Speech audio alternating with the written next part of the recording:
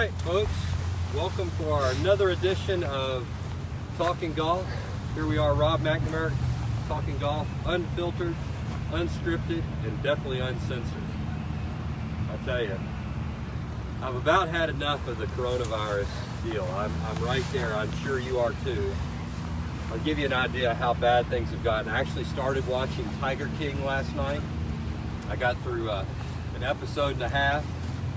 That was tricky. It's actually pretty damn entertaining. So I'm into Tiger King a little bit. Joe Exotic. I feel like Golf Pro Exotic over here, you know, Crazy Rob. I'm not going to kill anybody though. Maybe myself, but nobody else. Anyway, hope you all are doing well. I actually got so bored that I wrote down the top 10 things I'm going to do when this coronavirus thing is over, and I'll just give you, I'll publish that list at some point. But number one on the list, just to go all the way to the punchline, is that I want a number one style barber cut from a seeing impaired hairstylist. I'll take that right now. Anyway, I came out here with no visor. I've got my two able assistants here, my all-stars. These guys take care of me like pro with kid gloves on. I tell you, these guys are getting great. Scotty Adland, our director of instruction, and Tom McKnight, our teaching professional. They're both here acting as producers today. Say hello, gents. Hi, guys. Hello, everyone. They're here. So here's what we're going to do today. We're going to actually get into the golf and get off all the funny, silly stuff. Had to get all that out. We're going to talk uneven lies. Boy, I tell you what, is that appropriate for the world we're living in right now? We are in some uneven lies. I could do trouble play and uneven lies and be very apropos to where we are with the game of life. But we're going to focus on golf and not get off subject anymore. And the uneven lies, we've been playing around with this for about the last half hour, just so that you know where we are. We're on the back end of our teaching tee. And any of you that have ever taken a lesson out here, if you come off that tee, which is right there, it is pretty damn sloped. And you know, the Masters would have taken place a couple of weeks ago, and inevitably when they get on the 10th hole at Augusta National or the 18th hole, they always talk about how you can't appreciate the lies of how steep the slope is. Well, that's where we are right now, and we're doing our best with this two-dimensional camera to show you how severe the ground is. And we're going to talk about how to play shots off of these uneven lies. If you think about Farmington Country Club, this is a great place. We have a great piece of property. We have a great club. Golf course is awesome. And one of the cool things about Farmington that you'll always hear the people that have played here for a while, they will say, you never have a flat lie at Farmington. Well, that's not all true, because the tee boxes are at least flat. I will say this, before we did the renovation about 20 years ago, this is my 27th year here at this place. These people deserve all to go to heaven to put up with me for 27 years. But I'll say this, we didn't have a level lies even on the tee, so we really never had a flat lie. And so that's the golf course. Certainly when you get in play, and we're going to try to understand what that means and how that affects the golf flight, how the ball flight is affected by that. So let me just show you a couple things with this so you'll appreciate it, and it'll help you understand how to navigate your way around. We're just going to talk about just the side hill for a second. If the ball, I'm aiming at you right there, okay? You can see that. I think I've got my producer, Scotty A, is telling me that that's straight. That's aiming at you. So a level lie, that's aiming at you. So if the ball is above your feet, so picture number 4 at Farmington in the fairway, the ball is above your feet. Now you see why you have a hard time not hitting it left. And then you go to number 5, and the ball is now below your feet. And now you see why you have a hard time not hitting it to the right. So the angle of the club face and the loft on the club face, because of the angle of the slope, the effective direction of where that club face is pointing is affected. So let's just see that again. I'm aiming at you square on a level line. I get the ball above my feet, and now you see where the ball wants to go to the left. And then I get a ball below my feet, and you see how it wants to go to the right. I am not closing or opening the face to make that happen. I am just literally putting the ball either above me or below me. And that's just an interesting exercise so that you can appreciate how much the slope is affecting where the club face is actually pointing. So we're going to talk about how to hit a ball when the ball's above your feet, when the ball's below your feet, when you're shooting up the hill, and when you're shooting down the hill. So the best shots that just come quickly to mind, when you're shooting up the hill, that would be your second or third shot depending upon your ability on hole number 9. Shooting down the hill, that could be the 14th hole. That to me is the hardest shot we play at this club. Is if you drive it or wherever you're playing, say from 190 to 115, tired of me and want to click me off, at least watch this one before you click off. Okay, so when I play the ball and it's on a downhill lie, the most important thing is ball position. You've always heard me talk about how much ball position is my personal demon. Well, I fight getting the ball too far up in my stance. And if I have the ball, and I've exaggerated here to make a point, if I had a ball way up there and I've got a downhill lie, I'm going to ground out way before the golf ball. More than likely, I'll just come over it and I'll hit it thin, where I don't really catch the ball in the sweet spot of the golf club. I catch it on the leading edge and it just doesn't go as far, and I can't flight it. I end up short and yada, yada, yada. Y'all know the drill. So the most important thing is getting the ball a little bit further back in your stance than you're used to, and making sure that you have more weight on your front foot. Now, sometimes this might mean you need more club.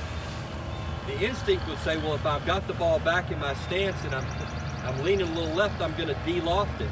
But when you get a little bit more weight on your left foot, you also don't quite have as much power potential. So I'm going to have the ball a little back. You can tell I'm kind of leaning a little left, and I want the golf club to kind of come down and hit the ball solidly. Now that ball won't fly near as high, and therefore with the modern golf ball it won't carry as far. So I'll do that again. Just getting set up. My normal position for that ball would have been about right there. I put it a little further back in my stance. Kind of have a little weight on my left leg. Almost fell over, I'm leaning so much. Okay, but I hit that one really solid right there. So that's how you play that shot on hole 14. Okay, so leaving the camera there, we're going to move the camera on you in a minute. We haven't got quite the sophistication that this show really deserves, right? Would you guys agree with that? We need more cameras. 100%. 100%. Yeah, 100%. Maybe some better mics. Anyway, we're having fun out here. We hope you are too. We're trying to keep light in perspective right now. Okay. Now, ball below my feet. See where I am here. The ball is below my feet. And I just really, to me, this is also a tricky shot. Imagine the second shot on the 5th hole at Farmington. On the main course, the ball is below your feet. And so much of this is getting your posture right. So I don't want to be far away from this thing swinging around me. I want to be closer to the golf ball where I can go more up and down to make my geometry more up and down. And what I'm talking about here, if you're new to golf, just imagine that I was spray painting out of the tip end of this golf club for a second. And if I was just swinging in general, if you're brand new to golf, what shape is being spray painted out of the end of this golf club? It's a circle, right? So that circle is going this way, but that circle from this angle is also at an angle. Is that angle this direction, or is it this direction, or is it this direction?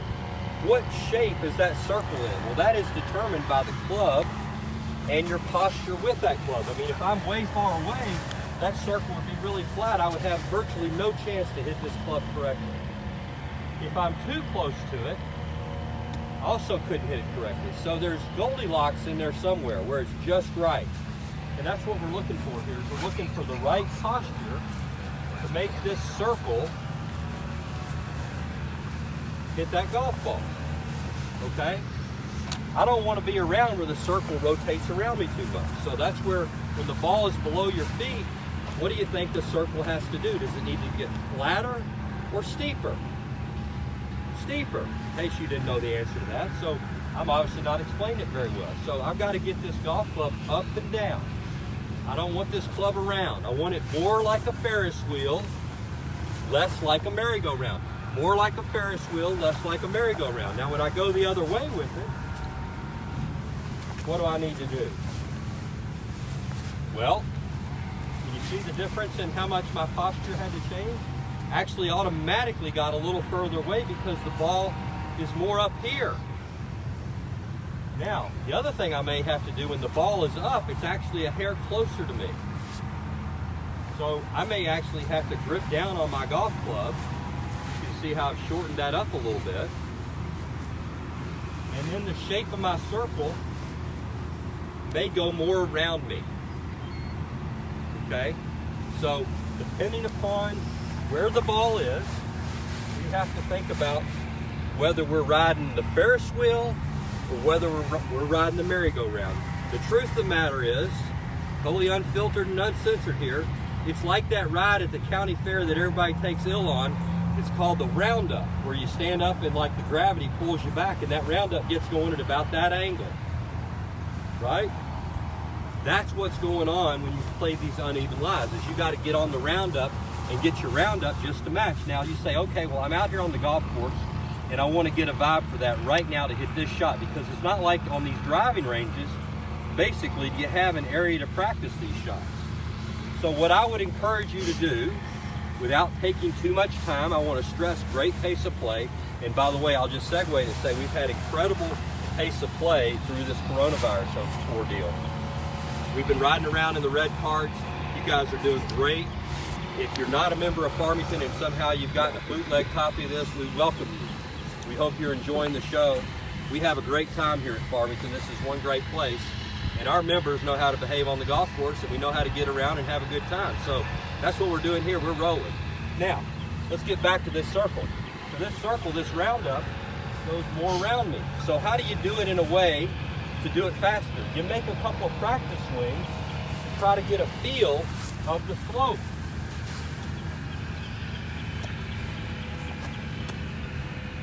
Then you hit the shot. So you try to do that without holding up play.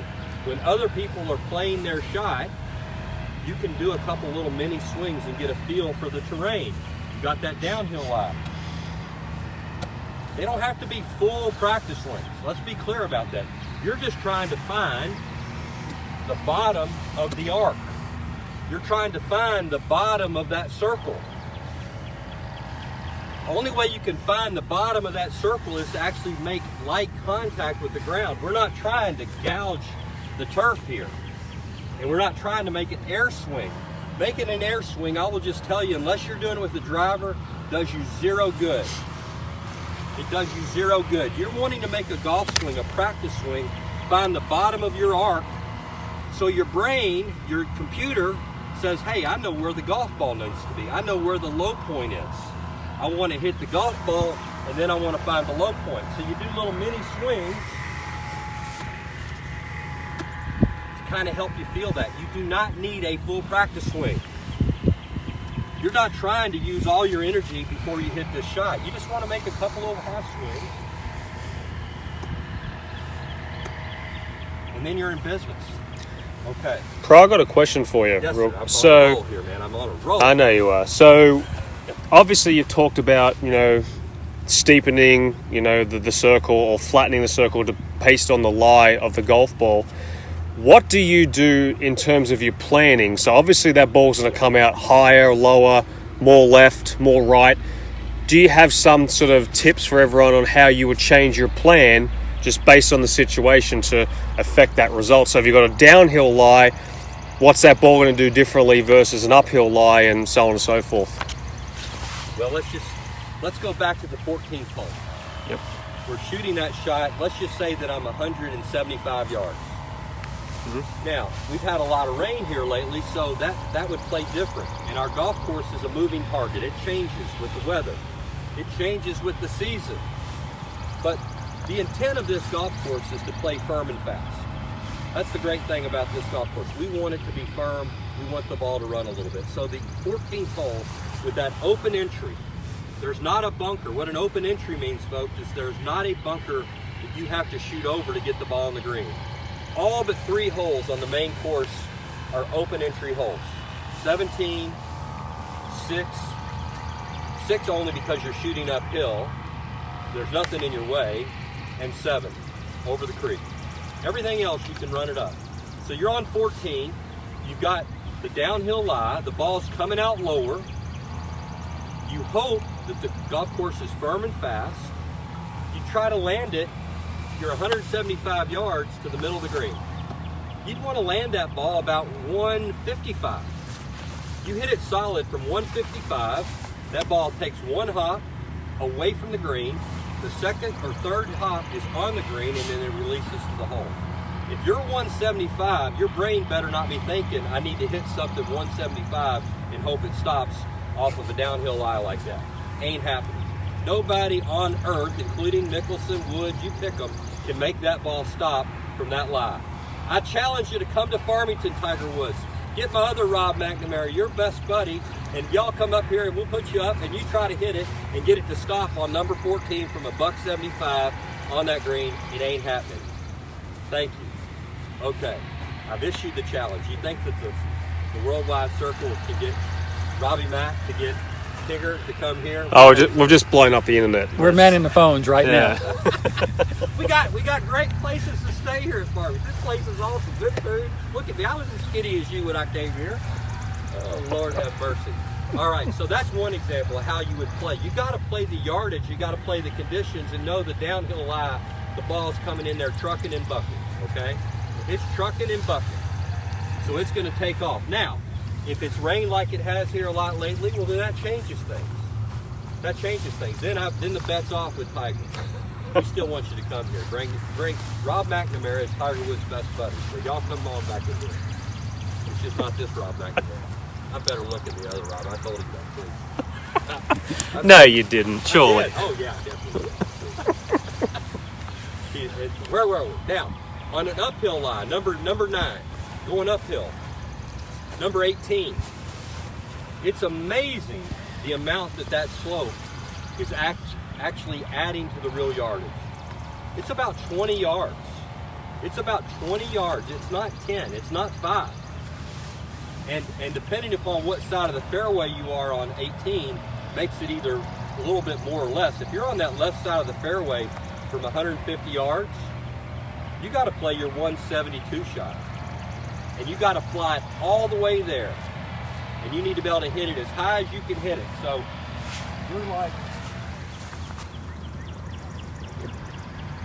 you might be hitting, if your normal shot from 150 yards is your 7-iron, I would say it's probably a 5-iron. It's at least a 6 on 18 here at Farmington.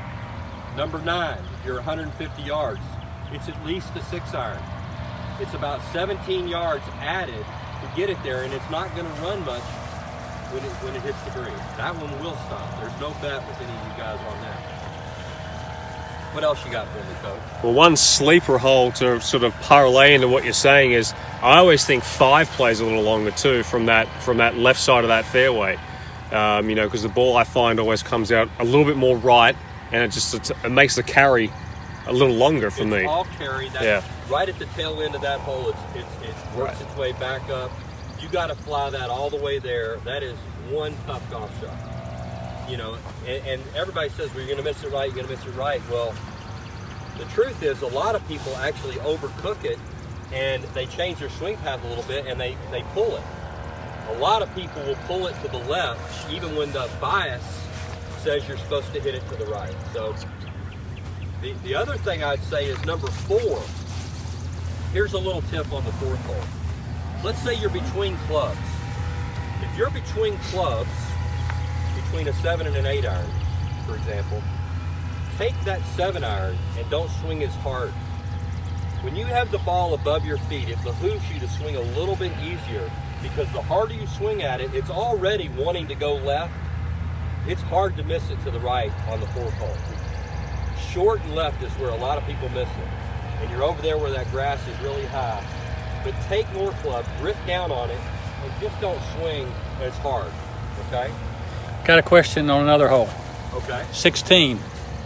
What shot? After you've hit your drive and you're on the side of the hill and you're actually downhill and side hill, ball above your feet, but you're still got to go uphill, kind of downhill, side hill, hitting back uphill. Oh, with like a long club too. It's kind of like this angle. It's kind of catty corner to where the camera is, and you're usually ripping a 3-wood. It's very hard shot. That's the shot people get a hair greedy on this golf course. If you ask me, they just get a hair greedy, and they feel like, well, shoot, I'm 300 yards away. I've got it in the fairway. I just must need to hit a driver. Well, there's one little spot there where there's a plateau where your ball can still end up on that plateau. And let me tell you, you got a tough shot to hit it solid. I try to hit a 4-iron from there.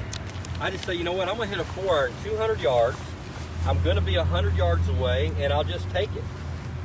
Because if I try to hit 3-wood, you know how many tops I've hit from that lie? I have cold topped more shots there than any place on the planet.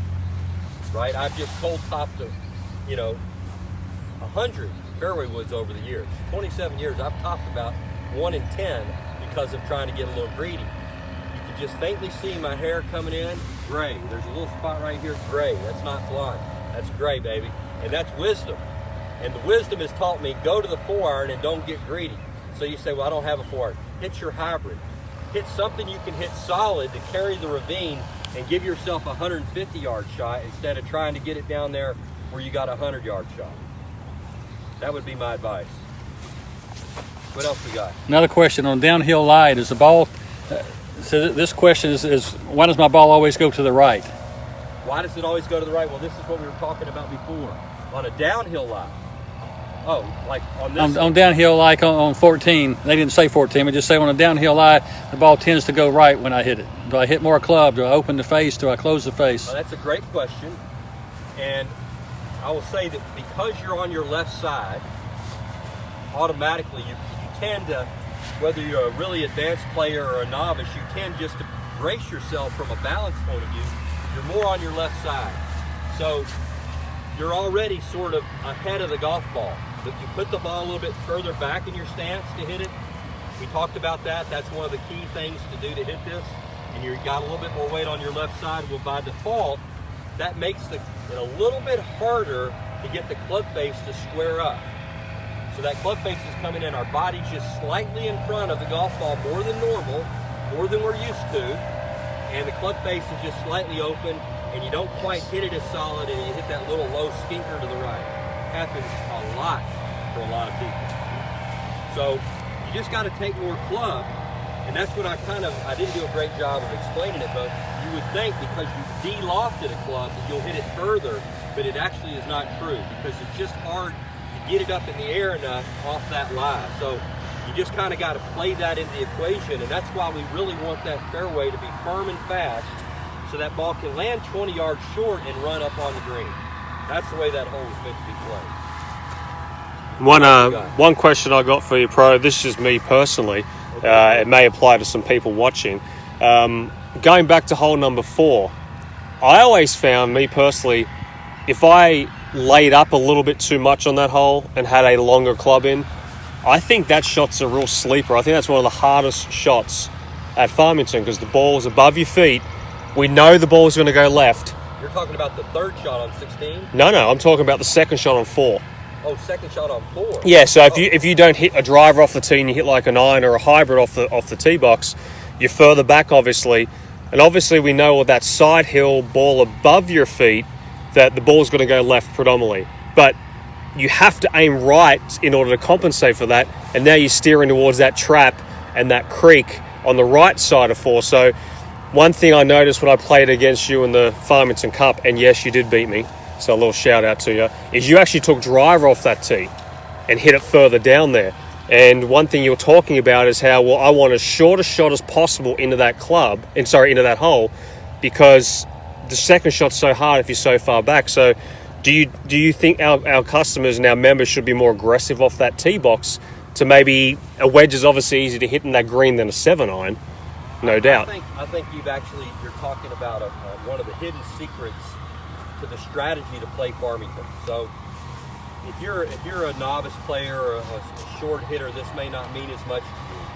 But if you can hit the driver 250 yards or more, and you get onto some of these holes, the first hole, the fourth hole, the 11th hole, the 13th hole, 15, 16. There's some places where people lay up and they hit 3-wood or a hybrid or sometimes an iron off of some of these tees. Man, I want to play you for money. I want to play you for money. If you're gonna let me hit a driver and you're gonna hit a hybrid all the way around this golf course because you're scared to hit it in these fairways, I want a piece of you. You've been challenged. Because the way to take advantage of this golf course is to hit that driver out there as far as you can. The last thing on earth you want to be doing is hitting a 5-iron or 7-iron or lumber into these greens. The greens are usually firm and fast, and you've got to get the ball in the right place. You bring the 3-putt into play, where if I've got a wedge, I'll take my token miss hit with the driver. I'm going to miss it out of play. I'm going to shoot myself in the foot. I'm usually guaranteed one. I'm probably now at an age where I'm guaranteed at least 2 of those around. I will take that in lieu of being further where I got wedge in my hand on holes like 4 and 1 and 13 and 15, etc. I just think you've got to play this golf course aggressive off the tee. That's what I really believe is the secret to playing Farmington. It just sets the stage. It's not that narrow. It really isn't. So if you want to work on hitting a driver, when we get this coronavirus over, we're going to come out there and we'll get you hitting straighter. We're going to have you hitting it down the cereal aisle of a Kroger store by the time this is all over with. All right, bud, do you want me to, what I might do now is switch the camera around to that side so you can just give us a little quick demonstration on the uphill in terms of the setup and what would change. Well, let's move the So camera, let's folks. switch Don't it. be dizzy. Don't get dizzy. It's all good. This is pretty severe uphill, by the way. It is. All right, there's nobody over there that I'm going to harm. What we wanted to be, we kind of set our places where we were. Am I in the right location for my producer? So now I'm going back up that hill. Now can everybody tell the slope? Much more severe. I can't even get off my right side. Wow, that went higher. Another question: do you widen your stance, or do you narrow your stance, or you just have the normal stance when you get in, hit these shots? Tom, terrific. You're asking me questions I'm not sure I know the answer to. Well, I know I look like... sit up and then just look. I think I've just got more weight on this foot now. I feel like, because I was like this, now I feel more like that. And I just got all this weight on my back foot. A lot higher. A lot higher. I mean, 2x. It's at least 2x of how much higher the ball goes off the slope. And I don't know what the grade is. I'm no engineer, but this has got to be a 15% grade right here. Probably more than that. Maybe 20. Probably, I mean, yeah. it's pretty severe. Yeah. The ball was flying probably 50 feet in the air that way and probably 120 feet in the air this way. And it's just the angle. It's just the way that the ball is just, I'm on a pre-flight here. I've got it pre-flight and hit it straight up in the air. And when I was this way, I'm down here. It's really that simple. Probably give us a shout out. Tom's mum's currently tuned in watching. Yeah. Aw. Yeah, there you go. We love your son. He's been a superstar in rent-a-car, and he's still the baby face that he always was. I don't know. Y'all got something in your genes. It's a fountain of youth, baby. That's what I'm going to tell you. Hey, get back to your uneven lives, would you? Back to my uneven lives. Am I upsetting you? What do we do now? What do you want me to do now? We about ready to conclude this show? Everybody had enough of me? The show's over and the monkey died, folks. Hey, just like I said, watch a little Tiger King. We're going to have, we've got hope that things are going to get better here soon for the golf. Thank you for coming out. Basically, every single tee time is being taken every day. I encourage you to go to the East Course. The East Course has got tons of availability. We're putting a lot of people on the East.